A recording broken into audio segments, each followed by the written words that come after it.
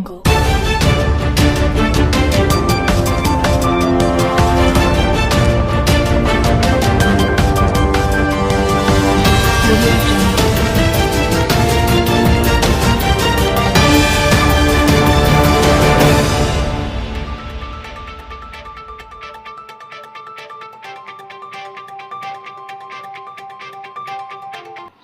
اللہ الرحمن الرحیم.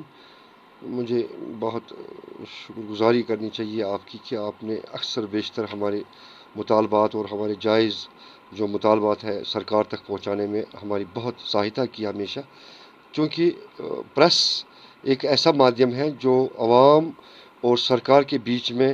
وہ ایسا کام کرتا ہے کہ اگر سختی عوام کے اندر ہو تو باتیں سرکار تک پہنچنے میں صرف پریس ہی ایک واحد ذریعہ ہے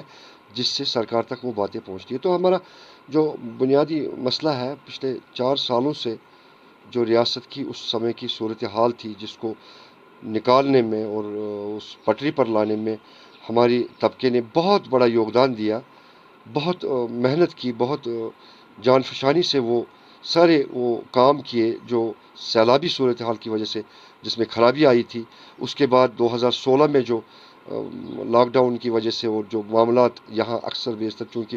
ریاستی جموں کشمیر ایک نامساعد حالاتوں سے گزر رہی ہے پچھلے کئی سالوں سے،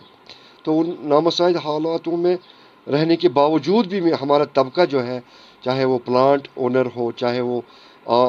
سول ٹھیکیدار ہو، چاہے وہ الیکٹرک کنٹریکٹر ہو، ٹورزم سے منسلک ہو، سارے محکموں کے ساتھ منسلک جو ٹھیکیدار ہیں جو سرمایہ کاری کرتے ہیں ریاست کے تعمیر و ترقی میں، ان کے ساتھ بہت ناانصافی کی گئی ہے. چونکہ اور اکثر ہم نے ریاستی ایڈمنسٹریشن، جس میں خاص کر ریاست کی اسمبلی کو تحلیل کرنے کے بعد جو ریاستی انتظامیہ گورنر صاحب کے ماتحت رہی، اس کے بعد اب راجپال جو ہمارے لیفٹیننٹ گورنر بنے، ان تک بھی یہ بات ہم نے چاہے میڈیا کے ذریعے، چاہے پریس کے ذریعے، چاہے اپنے میمورنڈم کے ذریعے، یہ 300 کچھ کروڑ ہمارے جو باقی ہے ہمارے ریاست کے ٹھیکیداروں کو، اس کو نہ ملنے کی وجہ سے کافی مشکلات کا سامنا کرنا پڑ رہا ہے. دیکھیے ہمارے ساتھ منسلک کتنے طبقے ہوتے ہیں. یہ پیسہ ٹھیکیدار کا ذاتی نہیں ہوتا ہے، یہ بینک سے لے کر ایک عام مزدور تک یہ سارے سٹیک ہولڈرز ہوتے ہیں جن کا یہ سرمایہ ہوتا ہے. یہ سرمایہ مل جل کر سرکاری کاموں میں لگایا جاتا ہے، اس امید پر کہ اس سے روزگار کے مواقع حاصل ہو سکتے ہیں. اس میں تعمیر ترقی کی ایک جال جو ریاست کی طرف سے بچھایا جا رہا ہے، اس کی نشوونما اچھی ہو، وہ شکل میں آئے، ریاست میں تعمیر ترقی کرے، ریاست کا ایک نقشہ تبدیل ہو. چونکہ ریاست سرکار اکثر بیشتر ان دعووں کو اجاگر کرتی ہے کہ ہمیں ریاست کو تعمیر ترقی کے منازل طے کرنے اتنا رکھا ہے ہم نے، لیکن یہ ہمیں لگتا ہے یہ زبانی ہوتا ہے، کیونکہ ان کی نیت جو ریاستی ایڈمنسٹریشن موجودہ ایڈمنسٹریشن، چاہے وہ اس سے پہلے گورنر صاحب تھے ہمارے، اب لیفٹیننٹ گورنر صاحب ہیں، ان کی ایڈمنسٹریشن کے ماتحت جو بھی افسران ہیں، ان کو کوئی دلچسپی نہیں ہے کہ ریاست کے ان ٹھیکیداروں کے مسائل جائز جو ہے، ان کا کیا ہوا کام جو 309 کروڑ سے زائد رقومات ہے، ابھی تک 3 سالوں میں انہوں نے 4 سالوں میں واگزار نہیں کیے، جس سے ہم سارے اس میں مشکلاتوں میں گر گئے بینکوں کے قرضوں کے ذریعے اور لوگوں کو قرضہ نہ ادا کرنے کی وجہ سے. آپ نے خود کہا کہ بہت سارے اسٹیک ہولڈرز آپ کے ساتھ جڑے ہوئے ہیں، جنہوں نے آپ کے ذریعے کام کیا ہوا ہے، کافی عرصے سے ان کے ساتھ تعلقات بھی ہے. تو جب ان کا پریشر آپ پہ بڑھتا ہے، کیونکہ آبویسلی وہ آپ سے ہی ڈیمانڈ کریں گے، تو کس طرح سے آپ اس سب کو ہینڈل کرتے ہیں؟ دیکھیے جب ایک قرضدار اس کے گھر پر آتا ہے یا اس کے آفس پہ آتا ہے، تو یہ ایک بہت بڑی ہیوملیشن ہوتی ہے، ہیوملیشن، اور اس سے نقصانات بھی زیادہ ہوتے ہیں. کیونکہ جب اس کا طریقہ کار، بزنس کا جو طریقہ کار ہے کہ اگر آپ پچھلا بقایا ختم کریں گے، آگے آپ نئے پروجیکٹس پہ کام